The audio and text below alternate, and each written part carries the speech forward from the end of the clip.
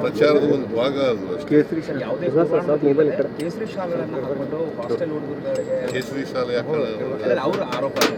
ಯಾರು ಕೇಸರಿ ಶಾಲೆ ಹಾಕೊಳ್ಳೋರು? NSUA ಕೇಸರಿ ಶಾಲೆ ನಮ್ಮ ವಿರುದ್ಧದ ಪಾರ್ಟಿ ಹಾಕೊಳ್ಳೋರು.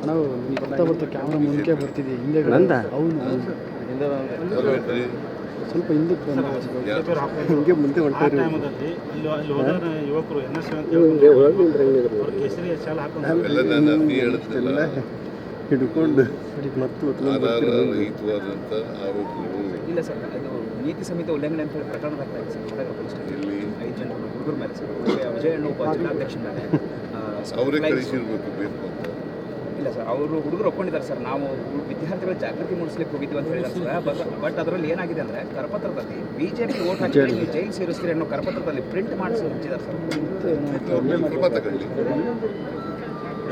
ಯಾರ ಮೇಲೆ ಹಂಗೆ ಮಾಡಿದ್ದಾರೆ ಅವ್ರ ಮೇಲೆ ಕ್ರಮ ತಗೊಳ್ಳಿ.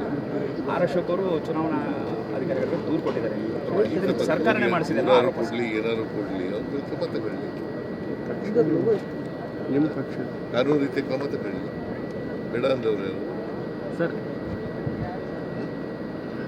ಯಾರು ಆ ಥರ ಮಾಡಿದ್ದಾರೆ ಅವರು NSUA ಅಂತ ಒಪ್ಕೊಂಡಿದ್ದಾರೆ. ಹೌದು ಸರ್, ಹೌದು ಸರ್, NSUA ಹೌದು ಸರ್. ಕರಪತ್ರ ಹಂಚಿದೀವಿ ನಾವು ಅಂತ ಪ್ರಿಂಟ್ ಹಾಕ್ಯಾರ ಸರ್. ಜಿಲ್ಲಾಧ್ಯಕ್ಷರೇ ಪೊಲೀಸ್ ಸ್ಟೇಷನಲ್ಲಿ ಒಪ್ಕೊಂಡಿದ್ದಾರೆ ಸರ್. ಯಾರು ನಿಮ್ಗೆ ಹೆಂಗೆ ಗೊತ್ತಾಯ್ತು?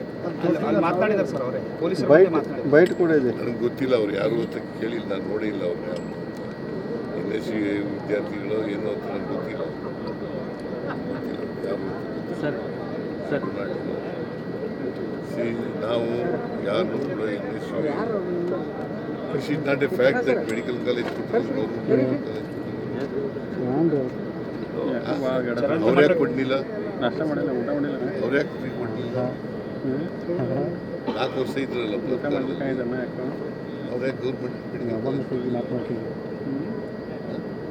ಚರಂತಿ ಮಟ್ಟು MLA ಇದ್ರು ಅದಕ್ಕೆ ಕೊಡಲಿಲ್ಲ. ಅವರು ಪ್ರೈವೇಟ್ ಮೆಡಿಕಲ್ ಕಾಲೇಜ್ ನಡೆಸ್ತಾರೆ, ಅದಕ್ಕೋಸ್ಕರ ಕೊಡಲಿಲ್ಲ.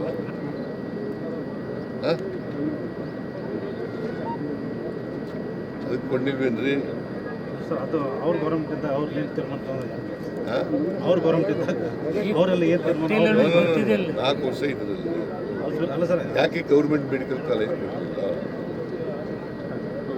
ಬಾಗಲಕೋಟೆಗೆ ಗೌರ್ಮೆಂಟ್ ಮೆಡಿಕಲ್ ಕಾಲೇಜ್ ಬೇಕಾಗಿತ್ತ ಬಿಡ್ಲ್ವಾ? ಅಗತ್ಯ ಅಗತ್ಯ ಇತ್ತು. ಅದನ್ನು ಕೊಡಿಸ್ತವ್ರು ಯಾರು?